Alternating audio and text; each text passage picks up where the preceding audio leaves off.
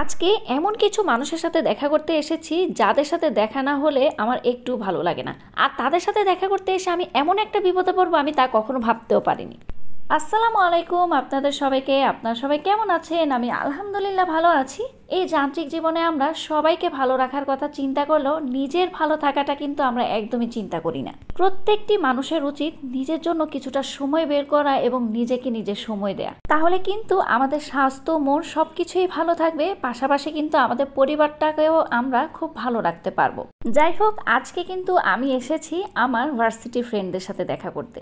আমি কিন্তু কিছুদিন পর পরই ওদের সাথে দেখা করি, কারণ ওদের সাথে দেখা না করলে আমার একটুও ভালো লাগে না। আর কিছুদিন পর পর যখন আমরা দেখা করি তখন আমাদের এক গাধা কথা জমা থাকে। তো এক গাধা কথা জমা যেহেতু হয়ে গেছে, তো দেখা করে এখন সব কিছু তো বলা লাগবে। তো আমরা প্ল্যান করেছি আমরা খিলগাঁও তালতলা মার্কেটে যাব প্রথমে, তারপর ফ্রেন্ডসরা মিলে শপিং করব, তারপর আমরা ঘোরাফেরা করব। তো এমন প্ল্যানটাই কিন্তু আমরা এর আগের রাত্রে করেছিলাম। তো সকালবেলা উঠে দেখি এতটা বৃষ্টি, এর মধ্যে রাস্তায় যখন নেমেছি তখন দেখি রাস্তায় পানি, রিক্সা পাওয়া যাচ্ছিল না। কতটা যে হ্যাসেল করে তারপর আসতে পেরেছি আমরা। তো মার্কেটে এসে কিন্তু ফ্রেন্ডসরা মিলে আমরা এখন চুড়ি দেখছিলাম। চুড়িগুলো এতটা সুন্দর, তো সবাই মিলে কিন্তু আমরা চুড়ি কিনেছি, আংটি কিনেছিলাম। আর এখানে চুড়ির কালেকশনসগুলো ভীষণ সুন্দর ছিল। তারপর আরও কিছু কেনাকাটা করেছি সবাই মিলে। আমাদের যেহেতু সবারই বাচ্চা কাচ্চা আছে, তো বাচ্চাদের জন্য নানান জিনিস কিনেছি। তা আমি এখন আপনাদের রাস্তাটা দেখাচ্ছি। দেখুন রাস্তাটার কি যে একটা অবস্থা, রাস্তার মধ্যে পানি, একে তো বৃষ্টি পড়ছে, খুবই বিরক্তিকর অবস্থা। তাও কিন্তু আমাদের দেখা করতেই হবে, কারণ দেখা যায় আমাদের এক একজনের সময় এক একজনের সাথে মিলে না। তো আজকের সময়টা আমরা অনেক কষ্টে সবাই মিলে ম্যানেজ করেছি, যাতে আজকে আমাদের দিনটা যাতে সুন্দর হয়, সবাই মিলে খুব সুন্দর করে ঘোরাফেরা করতে পারি সেজন্য। তো শপিং করতে করতে কিন্তু আমাদের আরেকটা ফ্রেন্ড আমাদের সাথে জয়েন করেছে। তো এখন আমরা চলে এসেছি খাবার দাবার খাওয়ার জন্য। আমাদের এই ফ্রেন্ডটা কিন্তু সরকারি চাকরি করে, তো সে আজকে আমাদের সবাইকে ট্রিট দিবে, সেজন্যই কিন্তু আমরা আজকে সবাই মিলে একত্রিত হয়েছি।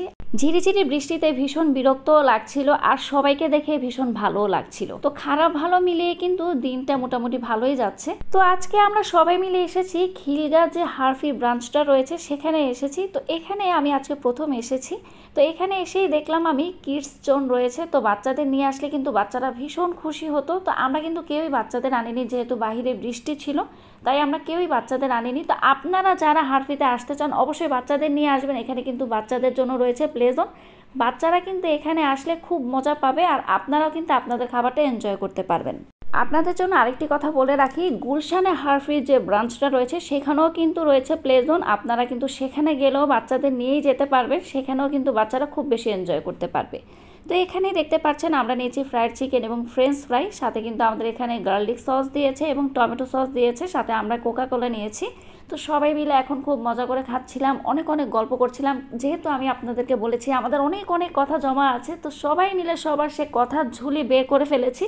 হারফির যে গার্লিক সসটা রয়েছে সেটা কিন্তু আমার ভীষণ ভালো লাগে, সেজন্যই কিন্তু আমি একটু বেশি বেশি করেই খাচ্ছিলাম। হারফির যে ফ্রাইড চিকেনটা রয়েছে সেটা কিন্তু বাচ্চাদের জন্য বেস্ট, কারণ এখানে কোনো ধরনের স্পাইসি থাকে না। আপনারা চাইলে কিন্তু বাচ্চাদের অনায়াসে খাওয়াতে পারেন। আমার মেয়েরা কিন্তু হারফির ফ্রাইড চিকেনটা ভীষণ পছন্দ করে।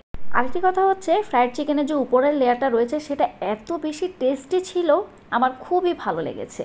আরেকটি কথা আমি আপনাদেরকে বলে রাখি, আপনারা যারা স্পাইসি পছন্দ করেন তাদের আমার মনে হয় না যে ফ্রাইড চিকেনটা পছন্দ হবে। আর যাদের বাচ্চা আছে এবং বয়স্করা আছে যারা স্পাইসি পছন্দ করে না, তাদের জন্য কিন্তু হারফির যে ফ্রাইড চিকেনটা রয়েছে সেটা কিন্তু বেস্ট। তো আমার কাছেও কিন্তু ভীষণ ভালো লেগেছে।